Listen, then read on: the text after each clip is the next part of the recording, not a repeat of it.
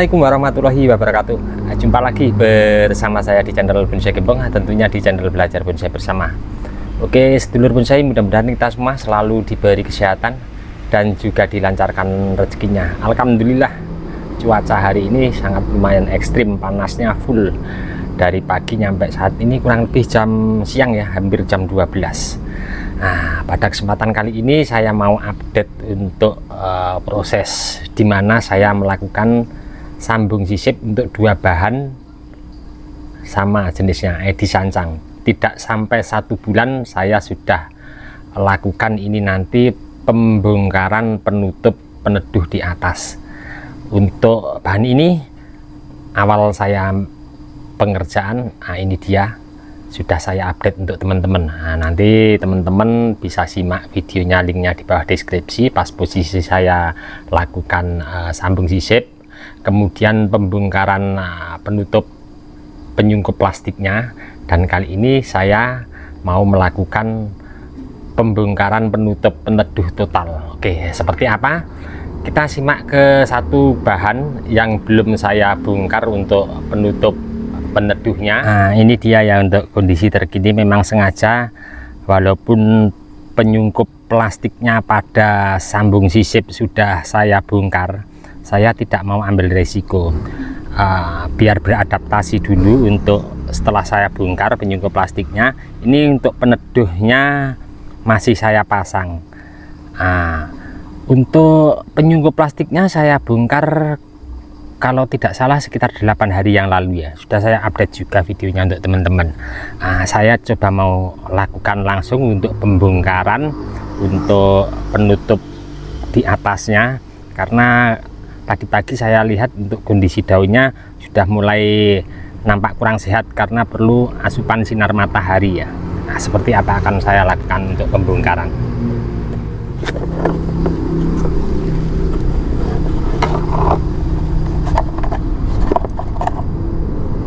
Kita perhatikan ya untuk kondisi daunnya, ini sudah mulai menguning, terus malah sedikit agak layu. Jadi untuk seperti ini perlu langsung terkena sinar matahari. Jadi untuk perawatan seperti ini nanti usahakan penyiramannya tetap full ya, di dinding ground sama di luar dinding ground, terutama yang di luar dinding ground, agar suhu pada seputaran bahan yang saya sambung sisip ini sejuk untuk suhunya. Satu lagi tip ini sangat penting sekali. Karena apa saya bicaranya penting? Karena di saat kita melakukan sambung sisip, tentunya pemotongan panjang pendeknya tepat, dan dimana kita mau menemukan titik tunas yang tepat, kita nanti berharap tidak gagal. Ini berlaku untuk jenis ID bahan bonsai apapun. Kalau untuk bahan sancang ini yang saya ambilkan contoh, memang tidak saya kerjakan seperti apa yang nanti saya mau berbagi tip untuk teman-teman. Saya pernah untuk tauci, saya lakukan sambung sisip dengan teknik seperti ini, langsung potong saya sambung sisip, gagal. Mungkin untuk jenis-jenis yang lain ya yang agak sedikit susah. Jadi saya mau berikan tip ini untuk teman-teman. Kalau kita mau sudah lakukan pemotongan seperti ini ya, kita mau menumbuhkan titik tunas seandainya seperti pada contoh ini di sini. Jadi kita jangan langsung melakukan sambung sisip. Jadi setelah potong kita bersihkan pakai karter, kemudian kita cuci, sikat bersih, kita guyur air. Kalau sudah benar-benar kering, kita kasih salep kambium. Pemberian salep kambium kalau sudah benar-benar kering, kita tutup pakai aluminium foil ya. Aluminium foil itu kita beli di online banyak ya itu ya. Jadi kita tutup pakai aluminium foil, kita tunggu ya beberapa hari. Kita kalau mau berhasil tentunya kita tunggu agak sedikit lebih sabar lah tentunya.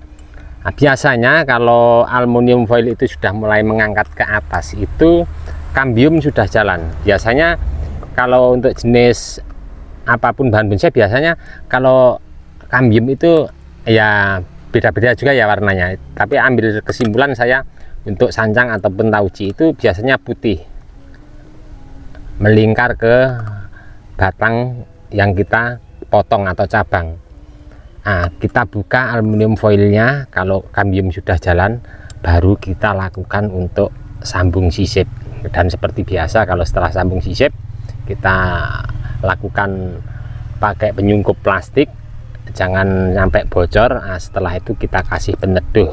Dan satu lagi untuk perawatannya, penyiraman yang full, terutama di luar area dinding ground, biar suhunya ini tetap stabil pada bahan yang kita sambung sisip. Dan untuk bahan ini sebenarnya untuk sancang teman-teman lebih tahu ya, kalau ini batangnya sedikit agak coklat tua sedikit aja patah kalau kita wiring. Sebenarnya ini sudah pas ya, tapi berhubung ini baru saya lakukan pembongkaran untuk penyungkupnya, jadi ini nanti saya tunggu paling sekitar 1 minggu dulu biar ini tumbuh normal, nanti baru saya lakukan untuk pengarahan wiring. Seperti yang saya bicarakan di depan tadi ya, ada 2 bahan. Kita menuju ke bahan yang satunya. Kalau bahan yang satunya ini memang saya punya ide kreatif baru kemarin pas saya lakukan sambung sisip. Kalau yang ini lain. Saya memilih untuk bahan sambung sisipnya itu cari pucukan yang masih muda dengan ruas yang sangat rapat sekali. Jadi nanti ke depan kita mau mencari atau menumbuhkan titik tunas dimanapun, kita tidak repot ya tentunya. Tidak sahabat yang lebar, kita menuju ke satu bahannya yang sudah saya lakukan pembongkaran peneduhnya 8 hari yang lalu. Nah, ini dia untuk bahan yang saya kerjakan hampir bareng ya, paling selisih 2 atau 3 hari sama yang bahan yang satunya tadi. Jadi ini untuk pengerjaannya hampir sama dengan yang tadi. Jadi saya buka penyungkup plastiknya dulu, setelah itu peneduh tetap saya taruh di atasnya. Nah, setelah kondisi daun seperti yang tadi, walaupun sedikit agak stuck ya tadi yang di bahan pertama tadi, ini sama, saya buka peneduh di atasnya. Pas banget dulu pas saya buka peneduh itu pas siang hari seperti ini juga.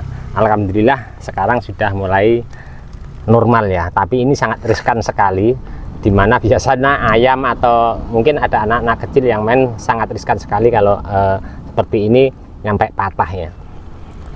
Nah, untuk bahan ini saya ambilkan untuk bahan entresnya lain daripada yang lain. Seperti pada di video saya sebelumnya, saya biasanya kalau mengambil entres itu asal, yang penting mudah sehat. Kalau ini ruasnya agak lumayan rapat, jadi ke depan nanti kita pas mau menumbuhkan titik tunas akan lebih aman. Nah, coba kita lihat mendekat seperti apa untuk bahan sambung pucuknya yang sekarang sudah mulai nampak ada beberapa tumbuh mata tunas. Nah, kita lihat ya mendekat ya seperti apa. Kalau kita perhatikan ya, kita lihatnya ruasnya ya sangat rapat sekali ya. Nah, ini memang agak sedikit susah kalau kita cari pada indukan sancang. Biasanya kalau indukan sancang itu paling ujungnya tetap ruasnya panjang-panjang ya.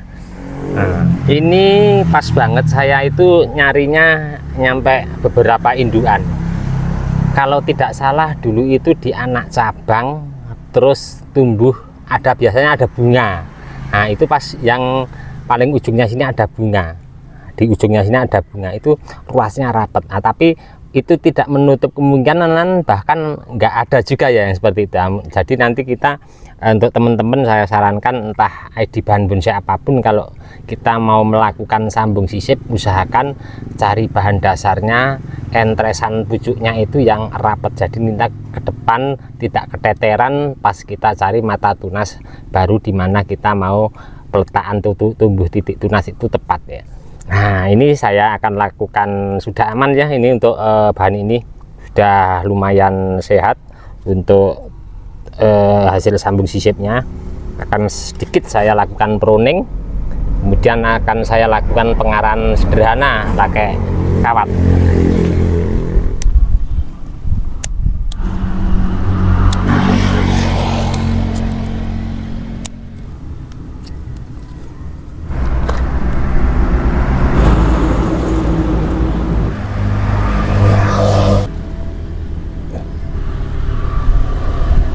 ini sudah saya lakukan pengurangan beberapa daun pruning, kemudian saya lakukan wiring. Nah, jadi untuk teman-teman ya, kalau melakukan pruning pada bahan bonsai entah ID apapun ya sebenarnya, tetap kita jangan mepet ya untuk pemotongan tangkai daunnya. Nah, kita masih sisakan. Nah, terus ini sengaja untuk kawat yang saya pakai ini tidak sesuai ukuran standarnya pada tumbuh titik tunas yang saya lakukan sambung sisip. Biasanya ini pakai yang lebih kecil ya, ini ukuran 3. Memang sengaja pakai ukuran kawat yang agak sedikit besar. Yang pertama saya menjaga untuk keamanan pada bahan ini posisinya di bawah. Kalau pakai kawat agak sedikit besar akan sedikit kuat ya nanti kalau ada ayam ataupun gangguan yang lain tentunya. Oke teman-teman, ini tadi ya sedikit saya tip kupas tuntas seputar sambung sisip dalam waktu kurang lebih 1 bulan tidak ada, mulai dari awal sambung sisip sampai saat ini pembongkaran, kemudian saya lakukan pengarahan dengan kawat wiring. Mudah-mudahan bermanfaat untuk teman-teman. Untuk teman-teman yang selalu menyimak mensupport video saya ucapkan banyak-banyak terima kasih, tidak bisa saya sebutkan satu persatu. Dan untuk teman-teman yang komen-komen di bawah deskripsi mungkin belum bisa saya tanggapi satu persatu, saya mohon maaf, mungkin karena waktu juga keadaan.